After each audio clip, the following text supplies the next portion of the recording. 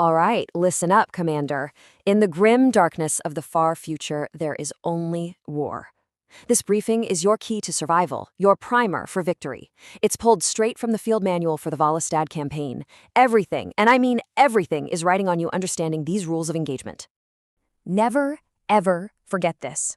This is the truth that underpins every single order you're going to give, every life you spend. It's all in service to this one simple fact. Without him, we're done. The enemy is coming, they are relentless, but it's his will, carried out by commanders like you, that lets us hold the line. So, here's the situation on the ground. A massive orc space hulk, basically a giant heap of scrap metal and guns, has slammed into Volostad. Warlord Skrull and his Wog are swarming the planet, and to make matters worse, their psychic weird boys have completely blacked out our communications. The whole sector is a dead zone. You are completely on your own. No one is coming to help. Now, as for your job, the High Lords of Terra themselves have given you one single duty. Take Volostad back. Bring it into the Emperor's light. Our first wave managed to grab a small foothold on some forgotten peninsula. That's where you start. From there, you launch the counterattack. Your objectives are crystal clear. First, you secure our landing zones. Second, you hunt down and you smash every greenskin you can find. And finally, you break their horde for good. The rules we're about to go over, these are the tools that are going to let you do it, so pay attention. Look, you can't win this by just throwing men at the problem. Victory comes from using the right tool for the right job. So let's take a look at the assets you've got at your disposal.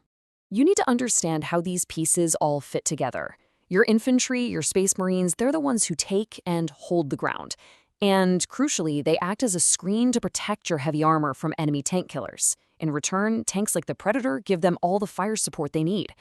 And then you've got the Titans, the God Engines. They are your game changers, your ultimate weapon. The main takeaway here is this: never rely on just one. Combined arms is how you win. You also have to know your enemy. Now, on paper, this orc battle wagon looks pretty tough. The armor value is almost the same as our Predator, but here's the difference. Their tank is basically a crude armored bus for getting orcs to the fight. Our Predator is a dedicated hunter-killer. Our advantage isn't raw strength, it's our superior tech, our targeting systems, and the discipline of our crews. You use precision to beat their brute force, every time. Now, let's talk deployment. This is critical. A battle can be won or lost before a single shot is ever fired. How you place your forces at the start? Well, it's your opening gambit. It might just be the most important choice you make. The process is simple, but the consequences are huge. It's 3 steps. 1, you pick a unit. 2, you place it on the map. And 3, this is the part people always forget, you set its facing. You have to point it at the enemy. And here's why that matters. A tank's front armor is its strongest, by far. If you show the enemy your side, or, Emperor forbid, your rear, that shot that would have bounced off the front will now turn your shiny tank into a smoldering wreck. Don't be careless. Okay, your forces are deployed. The battle begins. Now we get into the turn itself. This is where you'll direct your units, where you have to balance being aggressive with being cautious, and where you snatch the initiative right out of the enemy's hands. For every single unit, every single turn, it all boils down to one fundamental question. It is the absolute heart of battlefield command. Do you move or do you shoot? Because here's the thing, you can't always do both. Most of your units, if they stand perfectly still, can fire twice in a turn. But the farther you move, the less you can shoot. A short little move might cost you one of those shots. A full-on sprint across the field? Yeah, you're not shooting at all that turn. Every single action is a trade-off, so you better choose wisely. But there is an advanced tactic here. If you don't move a unit, or you just move it a tiny bit, it keeps its shots ready.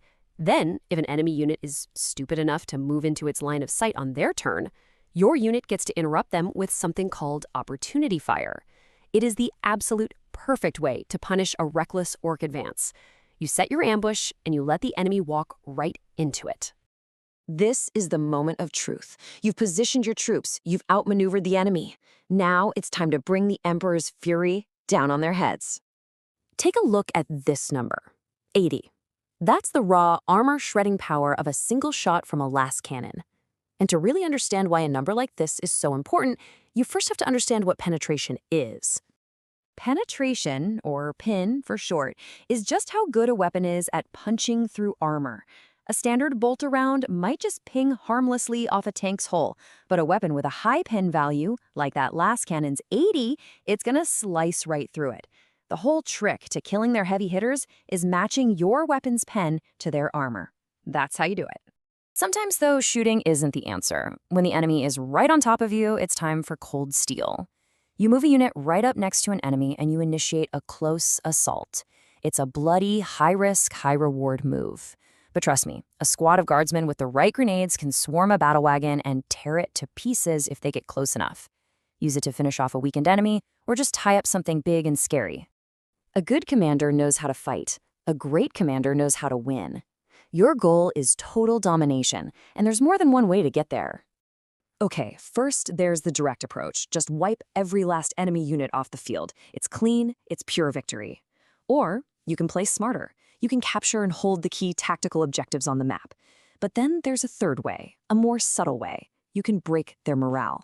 See, every loss an army takes chips away at its will to fight. If you can knock their morale score all the way down to 0, even the fanatical orcs will break and run for the hills. So the rules of war are now laid out before you. The fate of Volostad, maybe the entire sector, is now in your hands. You have the knowledge. The only question left is, do you have the will to use it? Now get out there and bring us a victory for the Emperor.